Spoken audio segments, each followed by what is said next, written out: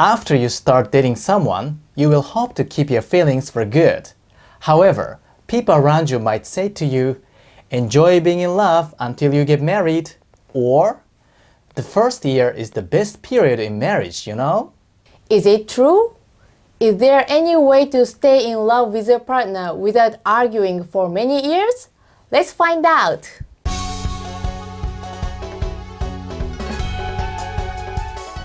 Hi, this is Shinya and Saya with Relationship Love from Japan. We share tips on how to build a long-term relationship with your partner. Almost all couples want to stay lovey-dovey as long as they can. In Japanese, it's called love-love instead of lovey-dovey.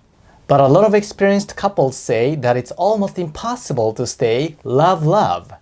In fact, most couples start arguing intensively after getting married. You may have seen your parents yelling at each other. Your friends might be struggling to survive in an unhappy marriage. But if you are in love, you'll be thinking in the following way. Other couples may argue and fight, but not us. I'm sure she's a perfect partner. Of course, we will have differences in the future, but we will discuss the differences openly. One of us will always make concessions, and we will reach agreements. Japanese people call this mind status koi no yamai, which directly means the disease of falling in love. If you're single, you might be thinking, if I found the right partner, would it be possible to lead a happy married life without arguing? Unfortunately, it's unrealistic. Even if you have found the most perfect partner, you would eventually find differences and argue with him or her. It's unavoidable.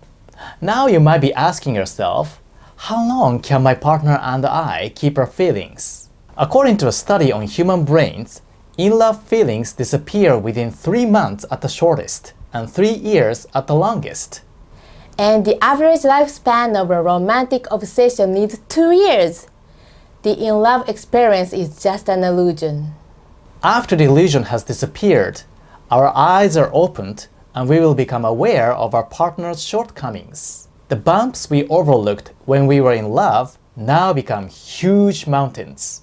Actually, Saya and I had the first big argument 3 months after we started dating. It was relatively early. But we had already learned about the in-love illusion in books and seminars, so we were well prepared for the illusion to disappear. Still, it's been tough to deal with arguments though. Some couples believe that the end of the in-love experience means they have only 2 options. Number 1, to stay in their unhappy marriage feeling miserable. Number 2, to change partners and try again. Our parents' generation would prefer option number 1. The younger generation would prefer option number 2. In fact, I chose option number 2 before. When I was doing konkatsu or marriage hunting, I changed partners almost every 3 months. I learned that changing partners often requires a lot of time, energy, and money. I felt like I was in a maze and got lost. But we don't have to lose heart because there is a third and better option. Number 3, to shift our relationship from in love to real love.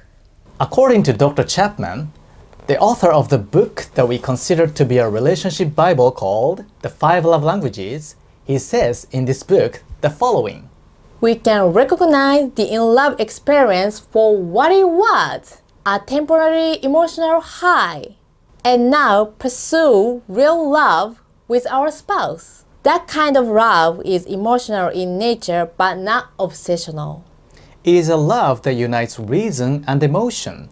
It involves an act of will and requires discipline, and it recognizes the need for personal growth. Our most basic emotional need is not to fall in love, but to be genuinely loved by another.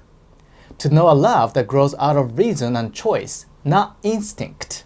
I need to be loved by someone who chooses to love me, who sees in me something worth loving. That kind of love requires effort and discipline. It is a choice to expend energy in an effort to benefit the other person. knowing that if his or her life is enriched by your effort, you too will find a sense of satisfaction, the satisfaction of having genuinely loved another. It does not require the euphoria of the in-love experience. In fact, the true love cannot begin until the in-love experience has run its course. We cannot take credit for the kind and general things we do while under the influence of the obsession. We are pushed and carried along by an instinctual force that goes beyond our normal behavior patterns. But once we return to the real world of human choice, we choose to be kind and generous. That is real love. That's it. What do you think about real love? Saya and I decided to pursue real love before getting married because our in-love obsession had already gone. After getting married, we had a lot of arguments, especially during our first 2 years of marriage. But we didn't give it up.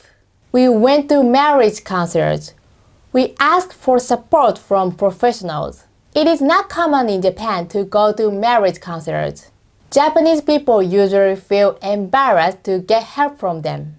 But we've been committed to developing real love, and we know the power of learning from relationship professionals. We don't mind what other people think of us. We don't mind looking desperate.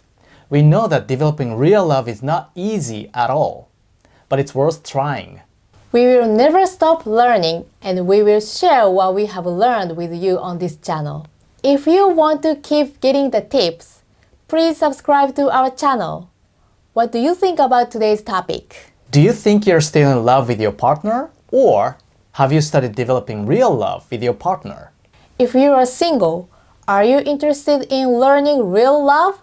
Or just prefer changing partners? Let us know your answers in the comment section below.